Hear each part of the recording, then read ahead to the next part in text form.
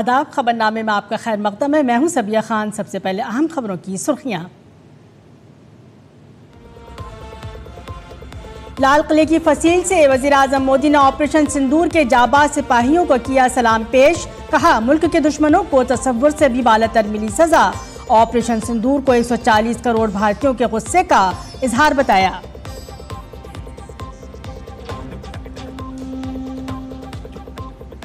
लाल किले की फसील से वज़ीर आज़म का बड़ा ऐलान। दिवाली पर जीएसटी में इस्लाहात का ऐलान। Made in India semiconductor chip साल के आखिर तक मार्केट में होगी लॉन्च।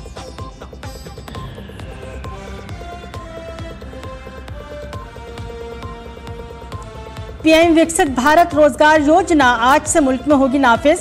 प्राइवेट सेक्टर में पहली नौकरी हासिल करने वाले नौजवानों को मिलेंगे 15,000 रुपए।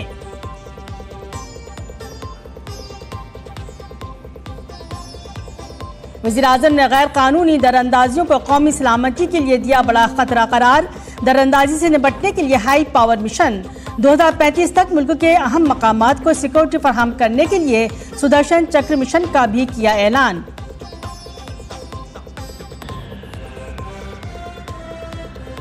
वज़ीर आज़म ने कौमी मफाद में RSS के किरदार की तारीफ की।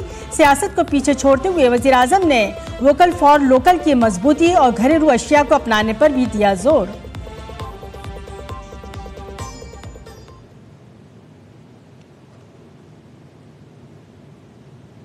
खबरें तफसील से।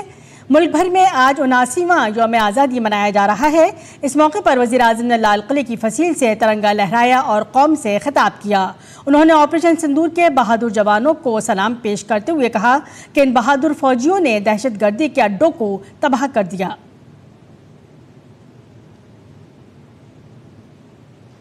मुझे बहुत गर्व हो रहा है आज मुझे लाल किले की प्राचीर से ऑपरेशन सिंदूर के वीर जाबाजों को सैल्यूट करने का अवसर मिला है। हमारे वीर जाबाज सैनिकों ने दुश्मनों को उनकी कल्पना से परे सजा दी है। और इस अपील को पहलगाम में सीमा पार से आतंकियों ने आकर के जिस प्रकार का कत्ले आम किया, धर्म पूछ करके लोगों को मारा गया। पत्नी के सामने पति को गोलियां दी, बच्चों के सामने अपने पिता को मौत के घाट उतार दिया गया। पूरा हिंदुस्तान आक्रोश से भरा हुआ था। पूरा विश्व भी इस प्रकार से संहार से चौंक गया था। मेरे प्यारे देशवासियों, ऑपरेशन सिंदूर उसी आक्रोश की अभिव्यक्ति है। 22 तारीख के बाद हमने हमारे सेना को खुली छूट दे दी। रणनीति वो तय करे, लक्ष्य वो तय करे, समय भी वो चुने। और हमारी सेना ने वो करके दिखाया जो कई दशकों तक कभी हुआ नहीं था। सैकड़ों किलोमीटर दुश्मन की धरती पर घुस करके आतंकी इमारतों को खंडहर बना दिया। पाकिस्तान की नींद अभी भी उड़ी हुई है। पाकिस्तान में हुई तबाही इतनी बड़ी है कि रोज नए नए खुलासे हो रहे हैं, नई नई जानकारियां आ रही हैं। वज़ीर आज़म ने कहा कि अब हम दहशतगर्दी और उसकी मदद करने वालों को अलग अलग नहीं मानेंगे, इन सब से मिलकर निपटेंगे। हमारा देश कई दशकों से आतंक को झेलता आया हुआ, देश के सीने को छलनी कर दिया गया है। अब हमने एक न्यू नॉर्मल प्रस्थापित किया। आतंक को और आतंकी को पालने पोसने वालों को, आतंकियों को ताकत देने वालों को अब हम अलग अलग नहीं मानेंगे।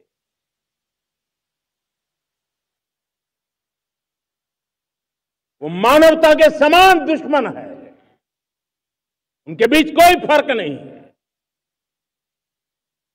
अब भारत ने तय कर लिया है कि न्यूक्लियर की धमकियों को अब हम सहने वाले नहीं हैं। न्यूक्लियर ब्लैकमेल लंबे अरसे से चलाया, अब वो ब्लैकमेल नहीं सहा जाएगा।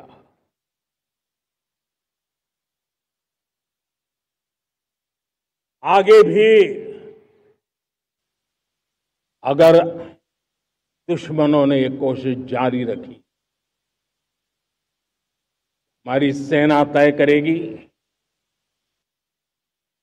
सेना की शर्तों पर, सेना जो समय निर्धारित करे उस समय पर, सेना जो तौर तरीके तय करे उस तौर तरीके से, सेना जो लक्ष्य तय करे उस लक्ष्य को अब हम अमल में ला करके रहने वाले हैं। हम मुंह तोड़ जवाब देंगे। इस मौके पर वजीर आजम ने दरियाए सिंध के मुआहदे से मुताल्लिक भी बात की। भारत ने तय कर लिया है खून और पानी एक साथ नहीं बहेंगे। अब देशवासियों को भली भांति पता चला है कि सिंधु का समझौता कितना अन्यायपूर्ण है, कितना एक तरफा है। भारत से निकलती नदियों का पानी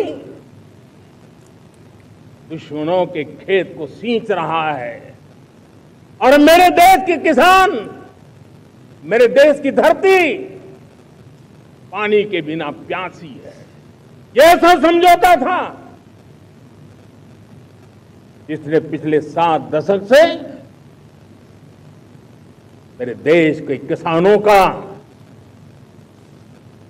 अकल्पनीय नुकसान किया है। अब हिंदुस्तान के हक का जो पानी है उस पर अधिकार सिर्फ और सिर्फ हिंदुस्तान का है, हिंदुस्तान के किसानों का है। किसान हित में, राष्ट्र हित में ये समझौता हमें मंजूर नहीं है। वजीर आजम ने आत्मनिर्भर भारत पर भी बात की। आत्मनिर्भरता का नाता सिर्फ आयात और निर्यात, रुपये, पैसे, पाउंड, डॉलर यहां तक सीमित नहीं है। इतना सीमित अर्थ उसका नहीं है। आत्मनिर्भरता का नाता हमारे सामर्थ्य से जुड़ा हुआ, और जब आत्मनिर्भरता खत्म होने लगती है तो सामर्थ्य भी निरंतर क्षीण होता जाता है। और इसलिए हमारे सामर्थ्य को बचाए रखने, बनाए रखने और बढ़ाए रखने के लिए आत्मनिर्भर होना बहुत अनिवार्य है। साथियों, हमने ऑपरेशन सिंदूर में देखा है मेड इन इंडिया की कमाल क्या थी। दुश्मन को पता तक न चला कि कौन से शस्त्रास्त्र है, ये कौन सा सामर्थ्य है जो पलक भर में उनको नष्ट कर रहा है। सोचिए, अगर हम आत्मनिर्भर होते न होते तो क्या ऑपरेशन सिंदूर इतनी त्वरित गति से हम कर पाते? पता नहीं कौन सप्लाई देगा नहीं देगा, साजो सामान मिलेगा नहीं मिलेगा, इसी की चिंता बनी रहती। लेकिन हमें मेड इन इंडिया की शक्ति हमारे हाथ में थी, सेना के हाथ में थी, इसलिए बिना चिंता, बिना रुकावट, बिना हिचकिचाहट हमारी सेना अपना पराक्रम करती रही। वज़ीर आज़म नरेंद्र मोदी ने अपने खिताब में मुल्क के अंदर जंगी तैयारों के तैयार करने की बात कही। उन्होंने भारत में जंगी तैयारों के जेट इंजन तैयार करने की बात कही और उसे दिफाई शोबे में खुद इन्हिसारी की तरफ एक बड़ा कदम करार दिया। 140 करोड़ भारतवासी 2047 में जब आजादी के 100 साल होंगे, विकसित भारत के संकल्प को परिपूर्ण करने के लिए पूरी ताकत से जुटे हैं। इस संकल्प की पूर्ति के लिए भारत आज हर सेक्टर में आधुनिक इकोसिस्टम तैयार कर रहा है और आधुनिक इकोसिस्टम हर क्षेत्र में हमारे देश को आत्मनिर्भर बनाएगा। मेरे टैलेंटेड यूथ को, मेरे इंजीनियर्स को और प्रोफेशनल्स को और सरकार के हर विभागों को भी मेरा आह्वान है, क्या हमारा अपना made in India fighter jets के लिए जेट इंजन हमारा होना चाहिए कि नहीं? हम फार्मा ऑटोमोबाइल माने जाते हैं, वैक्सीन में हम नए नए विक्रम स्थापित करते हैं, लेकिन क्या समय की मांग नहीं है? हम रिसर्च और डेवलपमेंट में और ताकत लगाएं, हमारे अपने पेटेंट हो, हमारी अपनी बनाई हुई मानव जात के कल्याण की सस्ते से सस्ती और सबसे कारगर नई नई दवाइयों की शोध हो, और संकट में साइड इफेक्ट के बिना मानव जात के कल्याण में काम आए। वज़ीर आज़म नरेंद्र मोदी ने ऐलान किया कि भारत जौहरी तवानाई के मैदान में एक बड़ी छलांग लगाने जा रहा है। उन्होंने कहा कि 10 जदीद जौहरी तंसीबात की तामीर पर काम जारी है और आने वाले वक्त में मुल्क की जौहरी तवानाई की सलाहियत में 10 गुना इजाफा किया जाएगा। पीएम मोदी ने कहा कि अब इस सेक्टर में भी प्राइवेट सेक्टर के लिए भी राह हमवार हो गई है। भारत न्यूक्लियर एनर्जी पर भी बहुत बड़े इनिशिएटिव ले रहा है। न्यूक्लियर एनर्जी में 10 नए न्यूक्लियर रिएक्टर तेजी से काम कर रहे हैं। 2047 तक, जो कि हमने विकसित भारत का लक्ष्य तय किया है, जब देश की आजादी के 100 साल होंगे, हम परमाणु ऊर्जा क्षमता 10 गुना से भी अधिक बढ़ाने का संकल्प लेकर के आगे बढ़ रहे हैं। मेरे प्यारे देशवासियों, रिफॉर्म एक निरंतर प्रक्रिया है। समयानुकूल परिस्थिति के अनुसार रिफॉर्म करते जाना होता है। हम न्यूक्लियर एनर्जी के क्षेत्र में बहुत बड़े रिफॉर्म लेकर के आए। अब हमने प्राइवेट सेक्टर के लिए भी परमाणु ऊर्जा को उसके द्वार खोल दिए हैं। हम शक्ति को जोड़ना चाहते हैं। वज़ीर आज़म नरेंद्र मोदी ने लाल किले की फसील से किसानों से बात की। उन्होंने कहा कि मोदी किसानों, माहीगीरों और मवेशी पालने वालों के मफाद में एक मजबूत दीवार की तरह है। मुल्क के किसानों की मेहनत रंग ला रही है। वज़ीर आज़म ने कहा कि भारत किसानों, मवेशी पालने वालों और माहीगीरों के मफादात पर कभी समझौता नहीं करेगा। भारत के किसान, भारत के पशुपालक, भारत के मछुआरे, ये हमारी सबसे बड़ी प्राथमिकता है। भारत के किसान, भारत के मछुआरे, भारत के पशुपालक, उनसे जुड़ी किसी भी अहितकारी नीति के आगे मोदी दीवार बन के खड़ा है।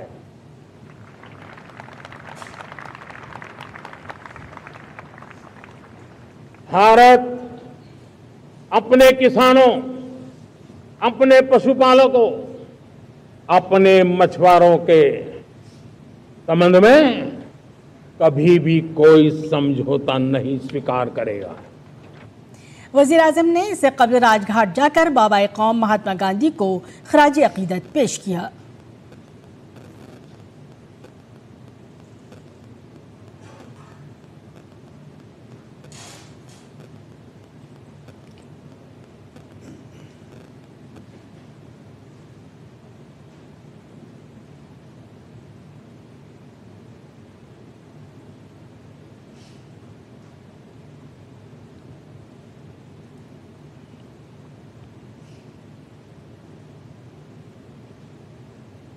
आज मुल्क अपना 79वां यौम आज़ादी मना रहा है।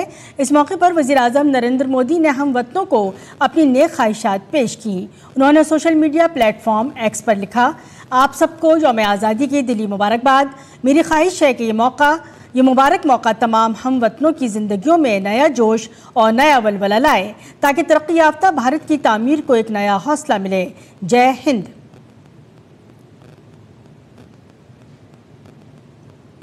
वज़ीर ख़ारजा डॉक्टर एस जयशंकर ने यौम आज़ादी के मौके पर हम वतनों को मुबारकबाद दी। उन्होंने सोशल मीडिया प्लेटफॉर्म एक्स पर लिखा, तमाम हम वतनों को यौम आज़ादी पर दिल की गहराइयों से मुबारकबाद। जय हिंद, जय भारत।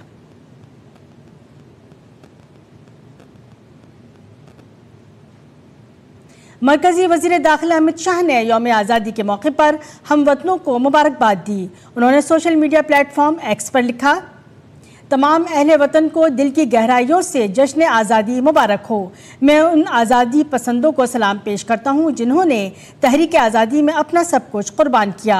इसके अलावा मैं उन बहादुर सिपाहियों को सलाम पेश करता हूँ जो मुल्क के इत्तेहाद, सालमियत और इज़्ज़त नफ्स के लिए दिन रात काम करते हैं। आइए हम सब मिलकर जद्दोजहद आज़ादी के लाजवाल शहीदों के ख्वाबों को पूरा करें और हर मैदान में एक तरक्की याफ्ता, खुद इन्हिसारी और बेहतरीन भारत की तामीर में अपना सबसे बड़ा हिस्सा अदा करने का अहद करें। मरकजी वज़ीर 79वें यौम आज़ादी के मौके पर RSS के सरबराह मोहन भागवत ने भुवनेश्वर, ओडिशा में परचम कुशाई की। इस मौके पर खिताब करते हुए उन्होंने मुल्क की तरक्की और आलमी बहबूद के बारे में बात की। अपने देश में सबको सुख, धैर्य, सुरक्षा, शांति, प्रतिष्ठा मिले और विश्व जो आज लड़खड़ा रहा है आज की दुनिया की समस्याओं को देखकर 2000 वर्षों तक अनेक प्रयोग करके भी उसको समस्याओं के निदान मिले नहीं है, उस विश्व को अपनी दृष्टि के आधार पर, धर्म दृष्टि के आधार पर नई सुख शांति युक्त दुनिया बनाने वाला उपाय देना ये कर्तव्य है। भारतीय फौज की सूर्य स्मृति बाइक रैली जो शिमला से इंटरनेशनल यूथ डे पर शुरू हुई ने 79वीं यौम आज़ादी के मौके पर कन्नूर में शबकी पास पर हिंद चीन सरहद पर तिरंगा लहराया।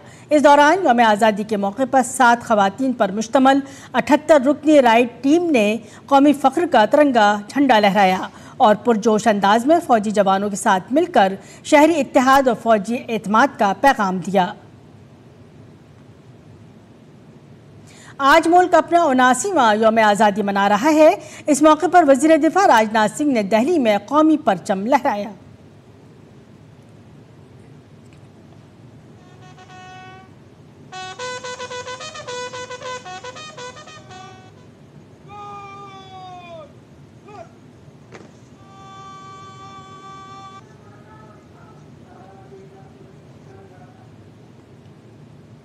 वज़ीर-ए-आज़म नरेंद्र मोदी ने जम्मू कश्मीर के वज़ीर आला उमर अब्दुल्ला से किश्तवाड़ की मौजूदा सूरत हाल पर जानकारी हासिल की है।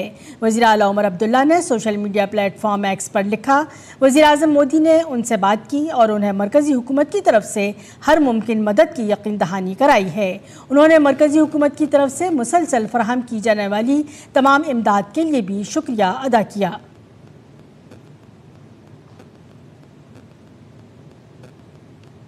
आज़ादी सिर्फ एक लफ्ज़ नहीं है, ये एक एहसास है और तिरंगा इस एहसास की सबसे मुतहर्रिक अलामत है। लेकिन मुल्क की नौजवान नस्ल के लिए आज़ादी का क्या मतलब है और तिरंगे के तईं उनका एहसास कितना गहरा है, आइए इस नौजवानों से सुनते हैं। आज़ादी एक जज्बा, एक अकीदा और तिरंगा, इसी जज्बे की अलामत। हमने आजादी का ये मतलब जश्न आजादी मनाने वाले नौजवानों से सीखा। नौजवानों की आजादी सिर्फ 15 अगस्त को परचम लहराने या कौमी तराना गाने तक महदूद नहीं है, बल्कि ये उनकी जिंदगी का बुनियादी हक और तहरीक है। आजादी का मतलब है अपने ख्यालात का खुलकर इजहार करना, अपने ख्वाबों को पूरा करने के मसावी मौके हासिल करना और बगैर किसी इम्तियाज के आगे बढ़ना। इससे उन्हें अपनी शनाख्त बनाने और मुल्क की तरक्की में ताउन देने में ताकत मिलती है। मेरे लिए आज़ादी का मतलब है आपके अपने सपने पूरे करने की आज़ादी। आप जो सोच रहे हैं, आपका जो निर्णय है, उसे पूरा करने की जो आप में दक्षता है वो आ जाना, वो एक तरह की आज़ादी है। भारत बदल रहा है। मैं गोरखपुर की हूँ और आज दिल्ली में खड़ी हूँ, अकेले रहती हूँ और काफ़ी सुरक्षित हूँ। तो मुझे लगता है ये बदलते भारत की तस्वीर है जो लड़कियाँ इतनी मुखर होकर सामने आ रही हैं। नौजवान नस्ल आजादी को सिर्फ माजी के मिरास नहीं समझती, बल्कि उसे हाल और मुस्तकबिल की जिम्मेदारी के तौर पर देखती है। उनके लिए आजादी का असल मतलब है तालीम हासिल करने की आजादी, रोजगार के इंतखाब की आजादी, टेक्नोलॉजी और इख्तरा के जरिए तब्दीली लाने की आजादी। एक छात्र के रूप में मेरे लिए आज़ादी का मतलब है शैक्षणिक आज़ादी, और मैं समझता हूं कि मोदी सरकार के आने के बाद 2020 में जो NEP लाई गई, नेशनल एजुकेशन पॉलिसी, उससे छात्रों को बेनिफिट मिला है। मेरे लिए आज़ादी का मतलब है मैं जो करना चाहता हूं, जो करियर परस्यू करना चाहता हूं वो करूं और जहां करना चाहता हूं।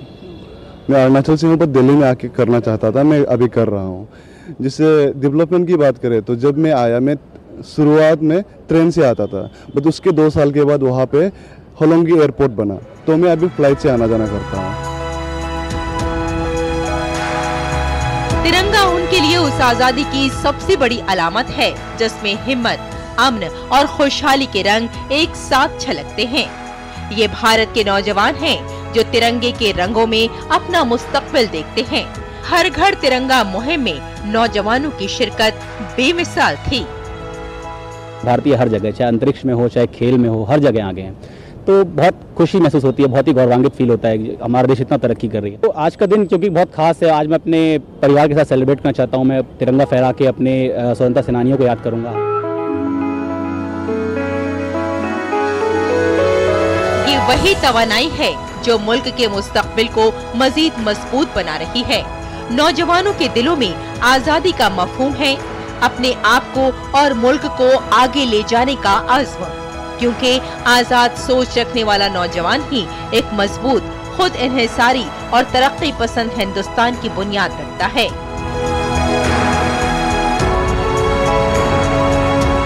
जय सिन्हा की रिपोर्ट, DD न्यूज़ उर्दू खबरें। बिहार के वज़ीर आला नीतीश कुमार ने रियासती सतह की सरकारी मुलाजमतों के लिए दरख्वास्त देने वाले नौजवानों के लिए बड़ा ऐलान किया है। सोशल मीडिया प्लेटफॉर्म पर मालूमात का इश्तराक करते हुए उन्होंने कहा कि अब से रियासत के नौजवानों को तमाम कमिश्नों के जरिए मुनक़िद किए जाने वाले इब्तिदाई मुकाबला जाती इम्तहानात की इम्तहानी फ़ीस में बड़ी रियायत देने का फैसला किया गया है। अब इब्तिदाई मुसाबिकती इम्तहान में शिरकत करने वाले उम्मीदवारों को सिर्फ 100 रुपये फ़ीस अदा करनी होगी। इसके साथ ही इब्तिदाई इम्तहान पास करने और मेन इम्तहान में शामिल होने वाले उम्मीदवारों को अब कोई इम्तहानी फ़ीस अदा नहीं करनी होगी। रियासती हुकूमत के इस कदम से लाखों नौजवानों को फ़ायदा होगा। रियासत में ज़्यादा से ज़्यादा नौजवानों को सरकारी नौकरियाँ और रोज़गार फराहम करना हुकूमत की तरजीह रही है। रियासती हुकूमत के इस इक़दाम से नौजवानों को मज़ीद हौसला मिलेगा और वो अपने मक़ासद को हासिल करने में कामयाब होंगे। और खबरनामे को यहीं पर ख़त्म करते हैं। इजाज़त दीजिए, आदाब।